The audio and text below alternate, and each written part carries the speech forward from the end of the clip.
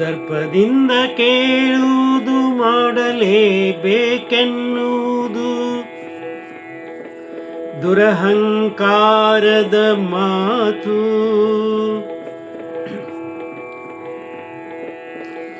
ವಿನಯದಿಂದ ಪ್ರೀತಿಯಿಂದ ಮನಸ್ಸು ಗೆಲ್ಲುವುದು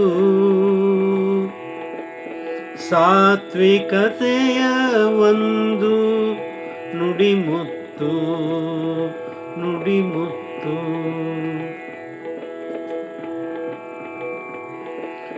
ಆತ್ಮೀಯ ಕರೆಗೆ ಜಗವೇ ಓಗೊಡುವುದು.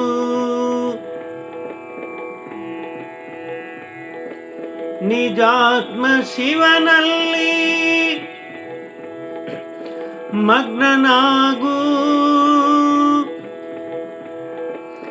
ಅದೇ ನಿನ್ನ ನೈಜ ಸಂಪತ್ತು. ಅದೇ ನಿನ್ನ ನೈಜ ಸಂಪತ್ತು. ನೈಜ ಸಂಪತ್ತು.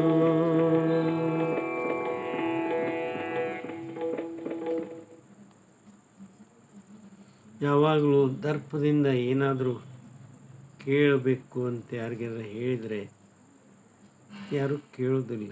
ಮಾಡಲೇಬೇಕು ನೀನು ಅಂತ ಅನ್ನೋದು ಇವೆಲ್ಲ ದುರಹಂಕಾರದ ಮಾತು.